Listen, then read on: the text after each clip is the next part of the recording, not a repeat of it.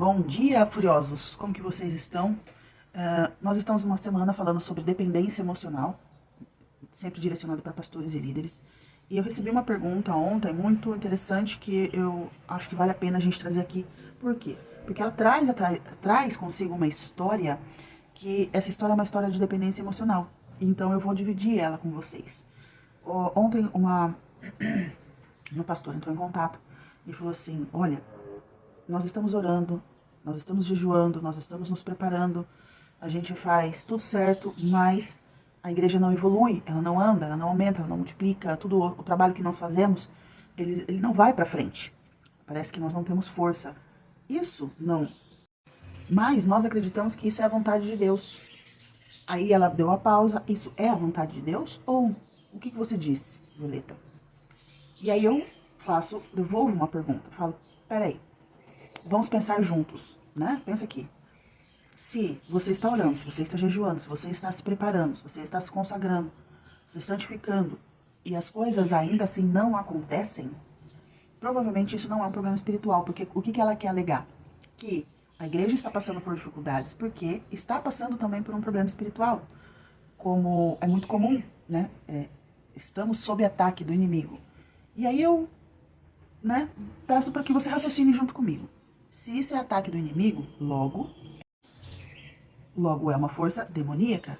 E se nós nos preparamos, se nós jejuamos, nós estamos nos santificando, nós somos revestidos do poder de Deus, correto? E o poder de Deus, através do nome de Jesus, nos dá autoridade sobre o mal, para expulsar demônios, curar enfermos. Então, por que isso não acontece? É como se a pessoa, ela conta essa história colocando as esperanças e a culpa, não é nem as esperanças, colocando a culpa em Deus. Então, provavelmente Deus não quer o nosso crescimento, quando na verdade ela está assinando quase um documento dizendo: olha, acho que o Deus que eu sirvo aqui, que eu estou me consagrando, ele não é tão forte para fazer as coisas andarem, para expulsar este mal daqui. Olha que loucura. Então eu levo ela a uma reflexão. Falo, não, isso não é um problema espiritual, isso é um problema emocional. Então eu disse, existe algo nas emoções da liderança, provavelmente desse pastor, gente, desse pastor que se prepara tanto, que não permite que ele avance, que ele prospere, que ele tenha que aquele caminho no seu ministério. E eu falei para ela, sempre você vai olhar para trás, você vai olhar para outros momentos, outras situações, perdão, gente, outros momentos, outras situações onde ele estava prestes a dar um salto, ou ele precisou de atenção, ele precisou de visibilidade, ele precisou de cuidado, ele precisou de justiça e ele não teve. E aí ela conta a história do pastor, né? Ah, o pastor, ele vem de uma família disfuncional, o irmão tem alguns problemas. E eu levo ela a pensar de novo. Se essa igreja desse certo, se ela estivesse cheia, se ela estivesse com membros, se estivesse se pagando, se ela estivesse cheia de gente, né, famosa na cidade, vamos dizer assim, o que vocês ganhariam e o que vocês perderiam? Quem e o que vocês precisam deixar para trás se vocês crescerem nesse ministério, se essa igreja dá um boom? E outra pergunta é, quem vocês acham que precisam levar juntos? Porque às vezes nós precisamos deixar pessoas para trás para que a gente possa evoluir, para que a gente possa crescer, para que a gente possa avançar, para que a gente possa caminhar. E aí o que a pessoa faz? Ela vai se sabotando porque ela não quer deixar essas outras pessoas, essas situações. E aí ela não quer deixar para trás porque ela se sente responsável.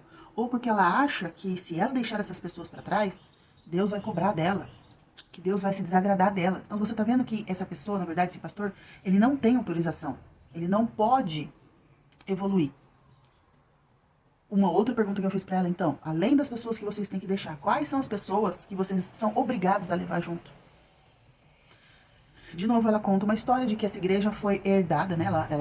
Esse pastor, ele assumiu a igreja de um outro pastor. Só que esse pastor, que era o titular da igreja, ele é doente. E uma das condições para que ele assumisse essa igreja é que ele continuasse pagando o salário desse pastor, que não contribui, que é doente, não faz nada ali dentro. Olha aqui o padrão da dependência emocional. Eu sou dependente dessa emoção. Qual emoção? De estar agradando a Deus, por estar carregando essas pessoas.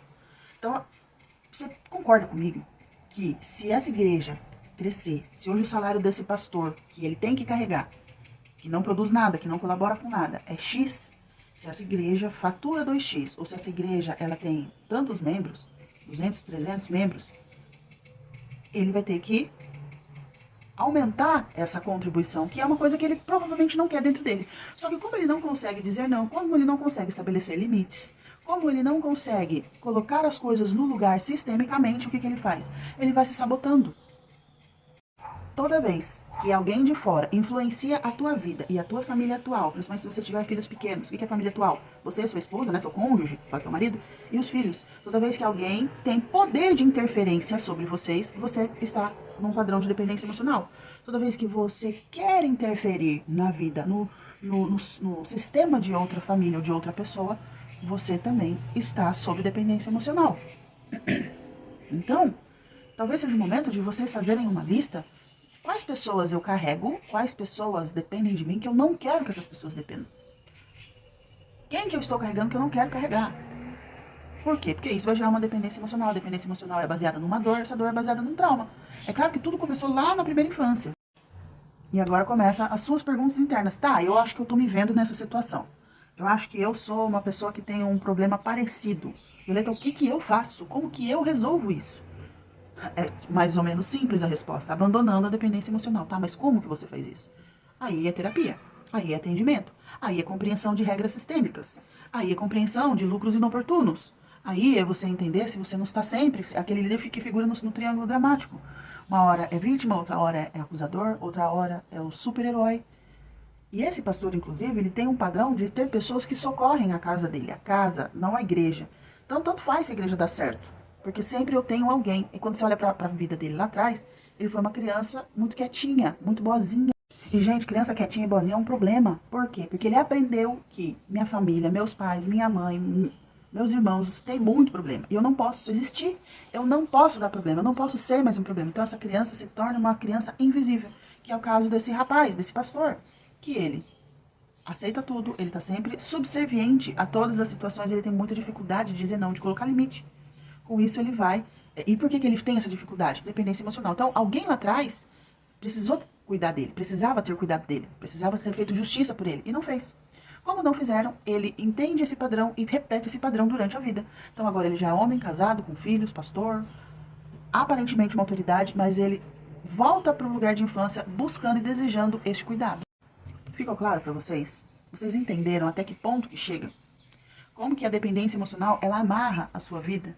Então, peraí, se você orou, se você jejuou, se você se santificou e nada aconteceu, é porque o que você está esperando não é espiritual.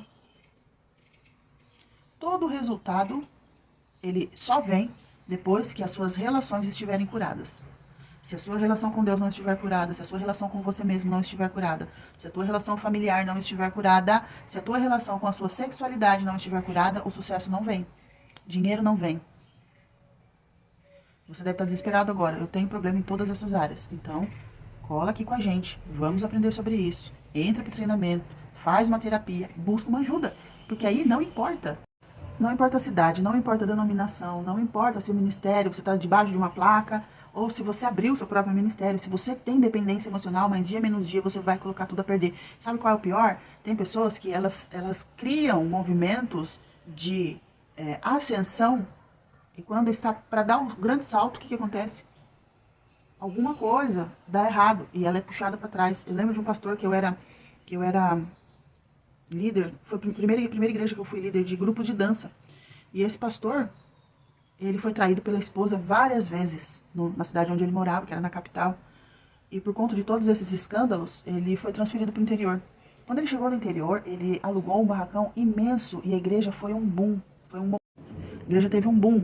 Então, peraí, esse cara, ele muda de cidade, ele muda de áreas, ele resolve que ele vai se divorciar, que ele vai sair desse relacionamento, porque essa mulher, com grande frequência, ela ia aplicando golpes e traindo, que era a esposa dele, mãe dos filhos dele. Então, ele resolve abandonar todo esse relacionamento tóxico e vai para uma cidade do interior. Chega lá, a igreja dele dá um boom, assim, explode. Era uma igreja muito grande. E quando a igreja estava prestes a dar o próximo salto, que seria dobrar o tamanho dela, adivinha o que acontece? Ele fica muito feliz porque o divórcio sai, ele conhece uma pessoa e aí essa namorada dele, a noiva, né, ele anunciou, tava tudo lindo, fazendo tudo como os conformes, do nada essa moça aparece grávida.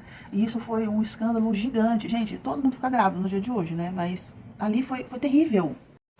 Foi um baita assassinato de reputação, tanto dele quanto da moça. Ele já tinha sido casado, a noiva atual era bem mais jovem, nunca tinha, assim, namorado, assim, não era uma pessoa de grandes experiências de namoro. E aquela igreja que era enorme, que tinha, sei lá, uns 300, 400 membros, simplesmente foi reduzida a pó. Aí eu te pergunto, gente, por que que isso acontece? A pergunta é, será que Deus não vê? Será que ele não vigiou? Será que o diabo que cutucou? Dependência emocional. Porque ele já tinha um padrão problemático lá atrás. Foi resolvido? Não, não foi resolvido. Ele colocou para debaixo do tapete. E aí as coisas foram dando certo. Qual que é o problema disso? Toda vez que você se prepara para dar um salto, o que que acontece? Vai dar um BO. E você vai ser puxado para trás. E o que que sobra? Sensação de fracasso. De tudo de bom que aconteceu, a sensação que sobrou é um fracasso. E aquela sensação de novo de tudo deu errado na minha vida. A primeira vez eu escolhi uma mulher que me fazia me envergonhar, colocava em risco a integridade das minhas filhas, e agora que eu encontro uma mulher boa, que eu tenho uma igreja, essa igreja me respeita, essa igreja está fluindo, um deslize idiota colocou tudo a perder. Por quê? Dependência emocional. Ah, não, mas ele estava em pecado, o diabo que fez isso. Não, ele só abriu a porta porque ele precisava daquilo. Ele precisava resolver aquilo emocionalmente dentro dele, mas ele não resolve. Todo trauma vai te trazer repetição ou desproporcionalidade. Toda vez que padrões são repetidos ou é muito desproporcional as coisas, é porque algo tem que ser resolvido. Todo problema é um mensageiro. Vocês entenderam? Eu quero que vocês agora me mandem suas perguntas, me mandem suas histórias. Por quê? Porque tá assim, ó, de pastor e líder que tá ferrando a própria família. Seus filhos estão vivendo a sua repetição de traumas. Sabe o que é pior? Eles vão repetir esses traumas nos seus netos. Como eu sempre digo, tem coisas que você vai colocar no lugar e nem você vai colher o fruto disso. É claro que vai melhorar muito a tua vida. Mas tem coisas que só a sua próxima geração vai colher. E o que é pior, se você não trata isso, você passa isso para a igreja. Você atrai liderança que vai colaborar com a sua dependência emocional e assim por diante.